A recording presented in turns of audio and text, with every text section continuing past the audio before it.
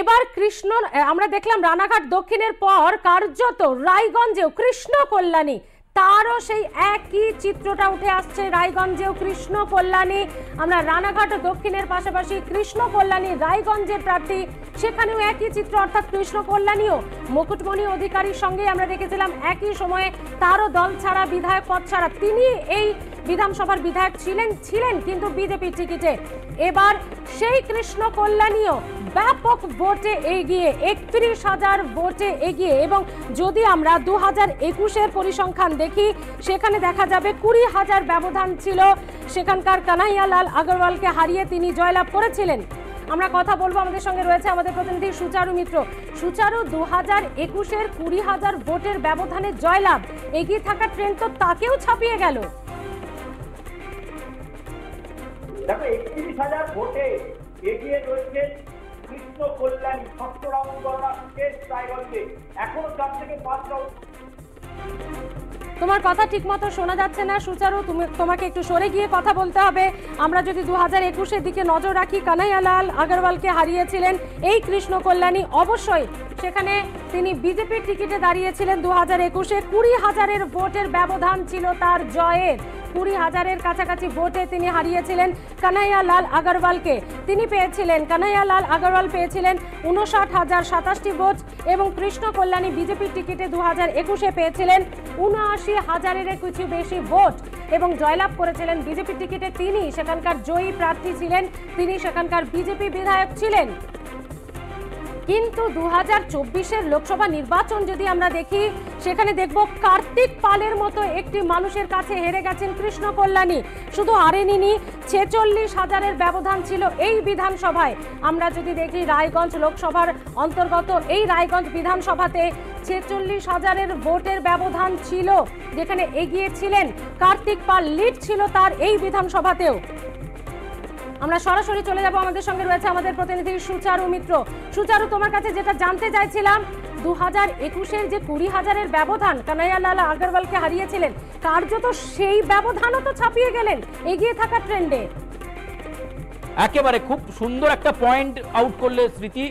21,০০০-এর ব্যবধানকে ছাপিয়ে গেলেন কৃষ্ণ কল্যাণী। কোথায় গিয়ে থামবেন বোধহয় ঈশ্বর জানে, এবং তার সাংগঠনিক ক্ষমতা, তার ব্যক্তিগত ইমেজ, কৃষ্ণ কল্যাণী যে রায়গঞ্জে একটা ফ্যাক্টর, সেটা তিনি বুঝিয়ে দিলেন। একটা সময় বিজেপি থেকে জয়লাভ করেছিলেন, দল পরিবর্তন করেন, তৃণমূল কংগ্রেসের পক্ষ থেকে তাকে টিকিট দেওয়া হয়েছিল। তার কাছে এটা প্রেস্টিজ ফাইট ছিল, কারণ সম্প্রতি যে লোকসভা নির্বাচন গেছে তাতে রায়গঞ্জ লোকসভা কেন্দ্রে বিজেপির কার্তিক পাল বড় ব্যবধানে জয়লাভ করেছিলেন। কিন্তু বিধানসভা উপনির্বাচনে সেখানে একেবারে উলট পুরাণ হলো। 31,000-এরও বেশি ভোটের ব্যবধানে এগিয়ে রয়েছেন কৃষ্ণ কল্যাণী।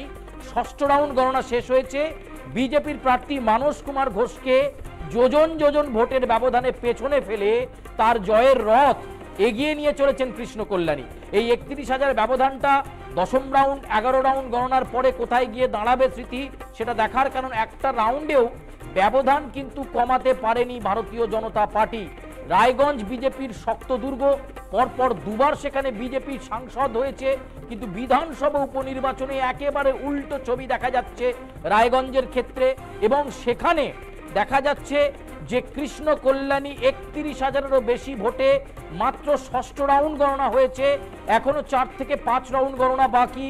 সেখানে বিজেপির মানস কুমার ঘোষের থেকে এগিয়ে রয়েছেন 31,000 ভোটে। ফলে কানাইয়া কুমারের সেই যে কানাইয়ালালের আগরওয়ালের যে ব্যবধান, সেই ব্যবধানটাকে ওভারল্যাপ করে প্রায় 40-50,000-এর কাছাকাছি চলে যাবে, এমনটা বলা যায়।